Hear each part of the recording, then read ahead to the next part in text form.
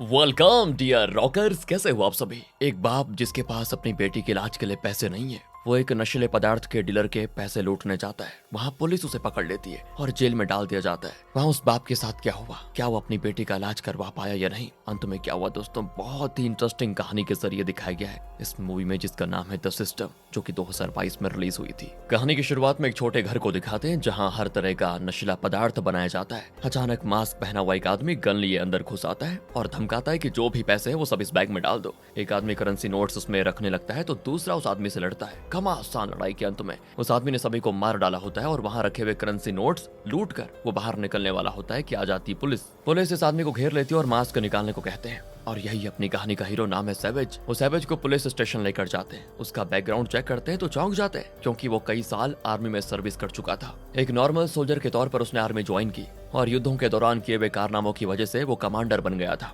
अपनी 14 साल की सर्विस में उसने लगभग 60 रेस्क्यू ऑपरेशंस और अटैक ऑपरेशंस करवाए थे और उसका हर ऑपरेशन सफल भी रहा था। प्रेसिडेंट के हाथों उसने 17 मेडल्स जीते और 8 बार वीरता पुरस्कार हासिल किया था। और भी कई सम्मान उसको मिले थे, जिनकी लिस्ट देखकर पुलिस वाले तो बौखला जाते हैं। पुलिस कमिश्नर उससे पूछता है कि तुमने देश के लिए इतना कुछ किया, कितने महान काम किए हैं तुमने एक नशीले पदार्थ के डीलर से पैसे लूटने की कोशिश की, मुझे विश्वास नहीं होता। यहाँ सैवेज का फ्लैशबैक दिखाया जाता है दोस्तों। सैवेज की एक बेटी है जिसका नाम है एंजल। उसे कोई हार्ट डिजीज है जो सिर्फ ऑपरेशन से ठीक हो सकता है। पर हाँ यार, उस ऑपरेशन के लिए उसको बहुत बड़ी रकम चाहिए। आर्मी में उसने चाहे कितने ही मेडल जीते हों, कितने ही सम्मान और पुरस्कार जीते हों, उनसे वो अपनी बेटी का इलाज थोड़ी करवा सकता है। उसके लिए तो पैसे चाहिए ना, और सैवेज के पास उतने पैसे नहीं होते। ये सोचकर सैवेज को बहुत गुस्सा आया और वो नशीले पदार्थ के डीलर जैसे बुरे लोगों से पैसे लूटकर अपनी बेटी का ऑपरेशन करवाना चाहता था। इसीलिए उसने काम किया था। अब कमिश्नर सैवेज को एक ऑफर देता है कि तुमने जो जुर्म किया उसके लिए तुम्हें कम से कम 5 साल जेल में काटना होगा, लेकिन अगर तुम मेरा एक काम करोगे तो मैं तुम्हारी सजा कम करवा सकता हूँ और तुम जल्दी अपनी बेटी के पास वापस जा पाओगे।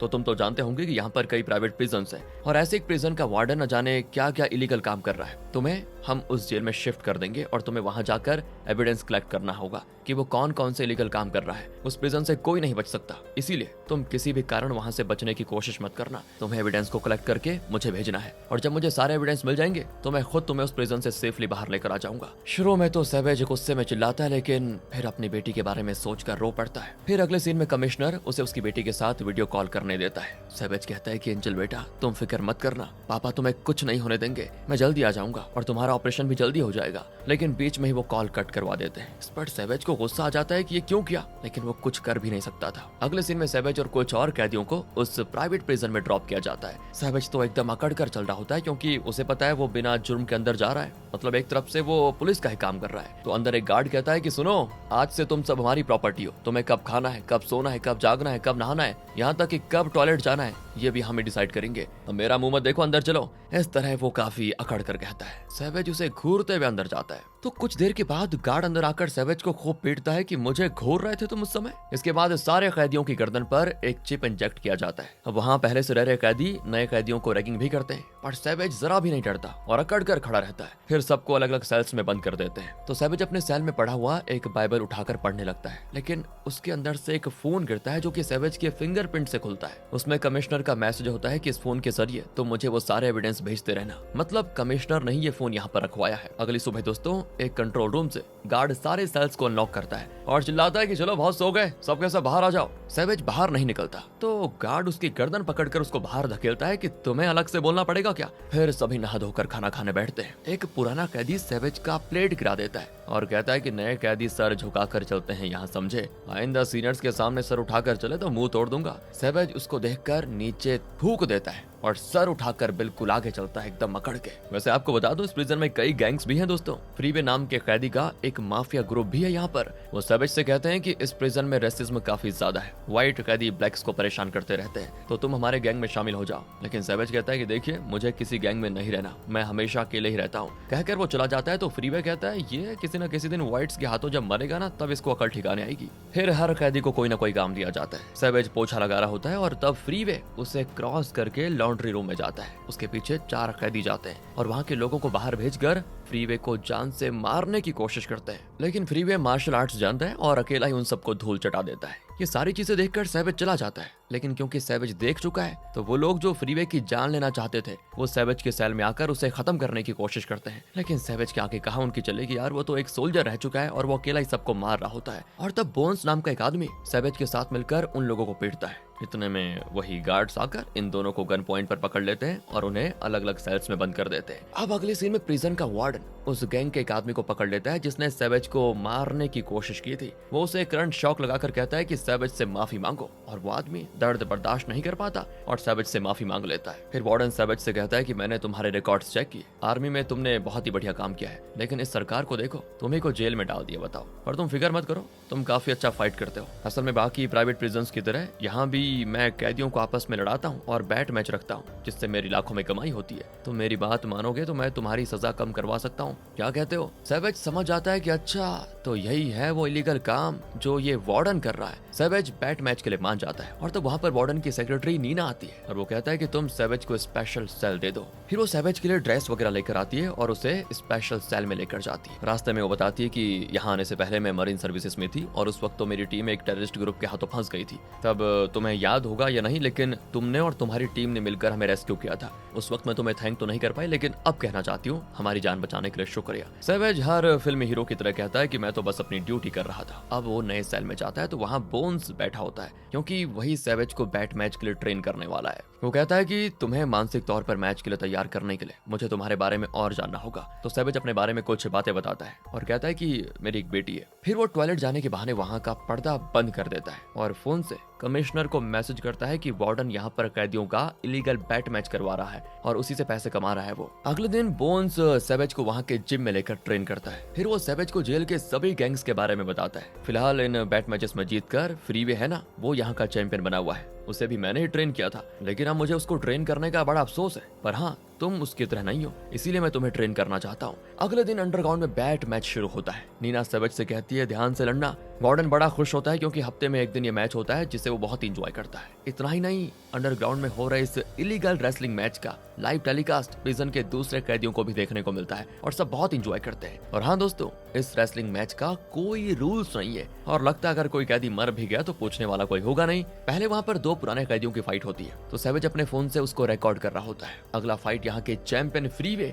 और 2 कैदियों के बीच होता है। फ्रीवे तो अकेला ही उन दोनों को मार मार कर बिल्कुल फ्लैट कर देता है। सब फ्रीवे को ही सपोर्ट करते हैं। फिर सैवेज और दूसरे कैदी के बीच होती है फाइट। बोन सैवेज से कहता है कि वो तुम्हारे पैर पर अटैक करेगा, तुम सावधान रहना। अब शुरू में देखिए क्या होता है। सैवेज तो सिर्फ डिफेंड करता है, लेकिन उसका ओपोनेंट सैवेज को लॉक करके उसके मुंह पे धनाधन पीटता रहता है। इस तरह मार खाने में पहला राउंड तो निकल जाता है। बोन सैवेज से कहता है कि अगर तुम्हें अपनी बेटी को देखना है तो ठीक से फाइट करो, पहले बता रहा हूँ, वरना वो तुम्हें मार भी डाल सकता है। सेकंड राउंड में दोनों की घमासान लड़ाई होती है, लेकिन सैवेज आखिर में उसकी गर्दन पर मारकर उसे नॉकआउट कर देता है। वार्डन सैवेज की फिर करता है खूब तारीफ की, वाह यार, इसको कहते हैं असली फाइट। बोन्स भी बड़ा खुश होता है कि सैवेज ने सेकंड राउंड में ही अपने ओपोनेंट को नॉकआउट कर दिया। That's very impressive. अब अगले सीन में फ्रीवे वार्डन से मिलता है और पूछता है कि बोन्स सैवेज को ट्रेन क्यों कर रहा है। और वार्डन अकड़ कर कहता है कि मुझे क्या पता, उसकी मर्जी, वो जिसको चाहे ट्रेन कर सकता है। असल में दोस्तों, वार्डन के इस रवैये की वजह यह है कि इस प्रिजन और दूसरे प्राइवेट प्रिजन के बीच भी बैट मैचेस होते हैं। इस तरह के एक मैच में फ्रीवे दूसरे प्रिजन के कैदी से हार गया था, जिसकी वजह से वार्डन को 10 लाख का लॉस हुआ। अब वार्डन कहता है कि मैंने किसी तरह तुम्हारे रीमैच का इंतजाम किया है, तुम यहाँ का मैच छोड़ो और इंटर प्रिजन मैच के लिए तैयारी करो। इस बार अगर तुम जीत गए तो जैसा मैंने तुम्हें प्रॉमिस किया था, तुम्हें जेल से आजाद करवा दूंगा, वरना तुम्हें जिंदगी भर प्रिजन में सड़ना पड़ेगा। अब फ्रीवे कहता है कि मैंने तुम्हारे लिए कितना कुछ किया और तुम मुझे को धमका रहे हो। वार्डन कहता है कि ये प्रिजन है समझे, लेकिन तुम क्या यहाँ पर कैदियों की लाइफ जी रहे हो? मुझे बताओ, तुम तो यहाँ पे भी अपना गैंग चला रहे हो, जब चाहो जहाँ आते जाते रहते हो। नाम के लिए कैदी हो, लेकिन कितनी आजादी है तुम्हें पता है? चुपचाप रीमैच में जीतने के लिए जो करना है करो, वरना दफा हो जाओ। दूसरी ओर सैवेज कमिश्नर को टेक्स्ट कर रहा होता है और तब एक गार्ड कहता है कि तुमसे मिलने कोई आया है। सैवेज भी जाता है तो वहाँ के लॉयर उससे मिलने आई होती है। वो कहती है तुम फिक्र मत करो, मैं तुम्हारा केस लड़कर तुम्हें आजाद करवाने आई हूँ। सैवेज कहता है वो तुमसे नहीं होगा और ना ही मुझे किसी लॉयर की जरूरत है, तुम चुपचाप निकल जाओ यहाँ से। अब सैवेज जाने वाला होता है कि वो लॉयर सैवेज को अपना कार्ड पकड़ा कर कहती है अगर तुम्हारा इरादा बदल जाए तो मुझे कांटेक्ट कर देना। फिर दोस्तों, फ्रीवे सैवेज को धमकाता है कि तुम्हारा अगला फाइट मेरे गैंग के आदमी से होगा जिसका नाम ली है। तो सैवेज बोन्स से पूछता है कि ये ली कौन है। बोन्स काफी बिल्डअप देता है कि तुमने अपने पहले ओपोनेंट को जिस तरह हराया, ली को हराना उतना आसान नहीं होगा। मेरी मानो तो अगर तुम उसके साथ फाइट करो तो तुम्हारा इरादा ये नहीं होना चाहिए कि उसे मारो। बल्कि ये होना चाहिए कि उससे अपनी जान बचा कर रखूं। अगले सीन में सैवेज और ली के बीच फाइट शुरू होती है। ली कई सारे करतब दिखाते हुए सैवेज से फाइट करने आता है। सैवेज उसकी तेजी देखकर एकदम रेडी खड़ा हो जाता है और एक ही मार में उससे नॉकआउट कर डालता है। सिर्फ 2 ही सेकंड्स में सैवेज ने मैच का एंड कर डाला था। सब एकदम शॉक चुप खड़े रहते हैं सभी कि यहाँ पर हुआ क्या था अभी के अभी। और फिर तो सभी सैवेज का नाम लेकर चिल्लाने लगते हैं। सैवेज भी एकदम शान से एक विनर बनकर वहां से निकलता है। एंड अब बोन्स सैवेज को बियर ला कर देता है, लेकिन सैवेज कहता है कि सेलिब्रेट करने जैसा मैंने कुछ किया नहीं। बोन्स कहता है कि देखो, बियर की और मेरी इंसल्ट मत करो, पी लो चुपचाप। वो कितना खतरनाक प्लेयर था, उसको एक ही मार में नॉकआउट कर दिया, कोई मामूली बात है क्या? तुमने वो कर दिखाया जो कोई करने की सोच भी नहीं सकता। इसके बाद से तो सैवेज जैसे यहाँ का राजा बन जाता है। जहाँ भी जाता बाकी कैदी उसको डर की नजर से देखते। एक दिन सैवेज कोई काम कर रहा होता है कि फ्रीवे के 2 आदमी उस पर हमला कर देते हैं। सैवेज उनसे फाइट तो करता है, लेकिन दोनों को मैनेज करना उसके लिए थोड़ा मुश्किल हो जाता है। इतने में नीना आ जाती है और उन्हें अलग करने की कोशिश करती है। तब एक आदमी सैवेज पर चाकू खोपने आता है, लेकिन नीना बीच में आ जाती है और बेचारी को चाकू लग जाता है। सैवेज फिर गुस्से में चिल्लाता है तो वो आदमी डर कर तुरंत वहां से निकल जाता है। बड़ी मुश्किल से वो नीना को संभालता है। फिर अगले सीन में वार्डन सैवेज से कहता है, तुम्हारी वजह से नीना बच गई। अगर कोई कैदी मर जाता तो मैं मैनेज कर लेता, लेकिन अगर नीना मर जाती तो बड़ी प्रॉब्लम हो जाती, क्योंकि वो एक पुलिस ऑफिसर है। सैवेज कहता है तो एक काम करो, तुम फ्रीवे के साथ मेरी एक फाइट अरेंज करो। नीना पर हमला करने के लिए मैं उससे बदला लेना चाहता हूँ। दूसरी ओर फ्रीवे अपने उन 2 आदमियों को डांट रहा होता है जो सैवेज पर हमला करने गए थे। असल में बताऊं, फ्रीवे ने उन्हें भेजा ही नहीं था, बल्कि वो खुद ही सैवेज की जान लेने के लिए उस पर हमला करने गए थे। और तब एक गार्ड आकर उन तीनों को वार्डन के पास लेकर जाता है। वार्डन कहता है कि सुनो, तुम्हारा अगला मैच होगा सैवेज के साथ। सुनकर फ्रीवे कहता है कि मैं उस जैसे नए नवीले फाइटर से नहीं लड़ूंगा, मेरे साथ लड़ने के लिए उसकी औकात नहीं है। इस पर वार्डन को आ जाता है गुस्सा और वो एक गार्ड से कहकर वहां के सीसीटीवी कैमरास ऑफ करवा देता है और फिर फ्रीवे के दोनों साथियों को गन से उड़ा देता है। वो फ्रीवे से कहता है कि ये मेरा अड्डा है समझे, और यहाँ जो मैं कहूंगा वही चलेगा। चुपचाप सैवेज के साथ फाइट करने के लिए तैयार हो जाओ। सैवेज और फ्रीवे दोनों ही मैच के लिए काफी तैयार होते हैं। सैवेज को अक्सर उसकी बेटी याद आ जाती है। आखिर मैच का दिन भी आ जाता है। मैच की शुरुआत में तो फ्रीवे काफी दमदार हमला करता है, लेकिन फिर सैवेज अपना पहला पंच उस पर ऐसे मारता है तो लगता है फ्रीवे पर बिजली गिर गई। जैसे तैसे फ्रीवे खुद को संभाल कर कुछ देर रिलैक्स करके फिर सैवेज पे हमला करता है, पर सैवेज उसे उठाकर पटक देता है और उसके मुंह पे भी पंच करके कर देता है नॉकआउट। पर अभी भी सैवेज उसको मारना नहीं छोड़ता, लगता है वो फ्रीवे को मार डालेगा। बोन्स भी शॉक होकर सैवेज को रोकता है और कहता है कि अगर इसको मार डालोगे तो अपनी बेटी को कभी नहीं देख पाओगे, याद रखना। सैवेज भी फिर खुद को रोक लेता है। अब प्रिजन के सारे कैदी सैवेज को अपना हीरो मानने लगते हैं। उस रात सैवेज अपना फोन चेक करता है। यहाँ पर जो फाइट्स होते हैं, सैवेज उन सब की रिकॉर्डिंग उसे भेजता रहा और कमिश्नर ने उन सब का रिप्लाई भी भेजा होता है। सैवेज टेक्स्ट करता है कि अब तो मुझे काफी एविडेंसेस मिल चुके हैं, मुझे यहाँ जिस काम के लिए भेजा गया था वो पूरा हो गया, तो मुझे यहाँ से कब निकलवा रहे हो? लेकिन लेकिन लेकिन ये क्या? उसका कोई जवाब नहीं आया होता तो सैवेज को बहुत गुस्सा आता है। अगले दिन से सैवेज को प्रिजन में बहुत ज्यादा रिस्पेक्ट मिलती है। सच कहो तो सब उसको एक डॉन की तरह ट्रीट करते हैं। वो खाने जाता है तो बाकी कैदी अपना खाना खुद उसको दे देते हैं, यहाँ तक कि गार्ड्स भी उससे डरते हैं। लेकिन सैवेज सबके साथ दोस्ती कर लेता है। दूसरी ओर वार्डन सैवेज को दूसरे प्रिजन के कैदियों के साथ होने वाले जो बैट मैचेस है उनके बारे में बताता है। और तो और इन प्रिजन में इलीगल नशीले पदार्थ का भी बिजनेस चलता है। वार्डन सैवेज को वहां भी ले जाकर उसको सब कुछ बताता है। एंड सैवेज तो एकदम शॉक कि ये प्रिजन है कि क्या है। वार्डन कहता है कि नशीले पदार्थ के बिजनेस में मैं करोड़ों कमा रहा हूँ, तुम भी मेरे पार्टनर बन जाओ और यहीं मेरे साथ रह जाओ, मैं तुम्हारी बेटी का इलाज खुद करवाऊंगा। सैवेज को उसकी एक भी बात मंजूर नहीं होती, लेकिन फिर भी वो उससे नॉर्मली बातें करते हुए एविडेंस के तौर पर थोड़ा नशीला पदार्थ उठा लेता है। फिर वो सैवेज को फ्रीवे के उन 2 आदमियों की लाश दिखाता है जिन्हें वार्डन ने शूट कर दिया था। वो कहता है कि अगर कोई तुम्हारे साथ बदतमीजी करे तो मुझे बता देना, मैं उनका सेम यही हाल कर दूंगा। मेरे लिए सिर्फ तुम इम्पोर्टेंट हो। तुम दूसरे प्रिजन के फाइटर के साथ होने वाले उस बैट मैच में फाइट करने की तैयारी करो बस। पर सैवेज इस बार मना कर देता है तो वार्डन कहता है कि यहाँ मेरा एक और पार्टनर है, शायद तुम उसकी बात मानोगे। कहकर वो सैवेज को कहीं लेकर जाता है। दूसरी ओर सैवेज की मार खाने से फ्रीवे की हालत बहुत बुरी होती है। वार्डन सैवेज को उस दूसरे पार्टनर से मिलवाने लेकर जाता है और पार्टनर को देखकर सैवेज को लगता है सबसे बड़ा शॉक, क्योंकि वो पार्टनर कोई और नहीं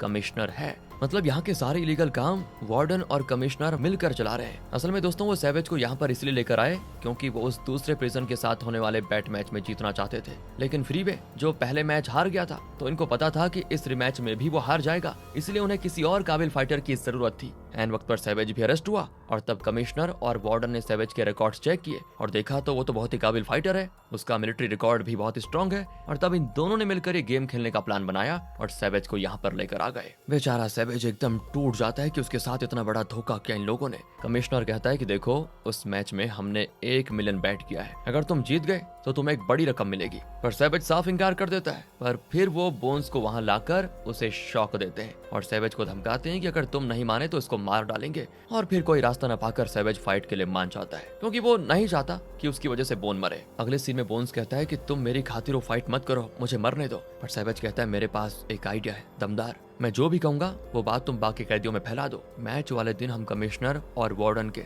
इस बड़े इलीगल साम्राज्य को मिट्टी में मिला देंगे। बोन्स एक छोटे चिट में कोई मैसेज लेकर कुछ कैदियों को देता है और उसमें लिखी बात पूरे प्रिजन में फैल जाती है। फिर सैवेज उस लॉयर को कांटेक्ट करके उसे बुलाता है और उसे फोन का वो मेमोरी कार्ड देता है जिसमें यहाँ हो रहे इलीगल कामों का एविडेंस है। सैवेज उसे बताता है कि अगर तुम मेरी मदद करना चाहती हो तो प्लीज इस मेमोरी कार्ड को प्ले करके देखो और यहाँ पर मत रुको, जल्दी निकल जाओ। इस तरह सैवेज जल्दी जल्दी उसे वहां से भेज देता है। तो मैच वाले दिन एक बड़ा कंटेनर उस प्रिजन के पास आकर रुकता है जिसमें एक आदमी को बांध कर रखा होता है जैसे कि वो कोई मॉन्स्टर हो। उस प्रिजन का वार्डन उसे अंदर ले जाने को कहता है, पर यहाँ का वार्डन चिल्लाता है कि क्या मजाक है, हम लोगों ने रिमैच की बात की थी और तुम किसी नए फाइटर को लेकर आ गए। तो दूसरे प्रिजन का वार्डन कहता है कि अभी अभी जो मॉन्स्टर अंदर गया उसने पुराने फाइटर को मार डाला, अब यहाँ पे ये अपने नए ओपोनेंट को मारने के इरादे से आया है, ये मैच तो मेरा मॉन्स्टर ही जीतेगा, देख लेना तुम। अब अपने वार्डन के तो पसीने छूटने लगते हैं कि मेरा पूरा बैट अमाउंट पानी में गया। अंडरग्राउंड में मैच होता है शुरू, हर जगह लाइव टेलीकास्ट भी होता है। मॉन्स्टर का हाइट और वेट देखकर अपना वार्डन तो सर पे हाथ रख लेता है कि ये मैच तो सैवेज जरूर हार जाएगा। मैच होता है शुरू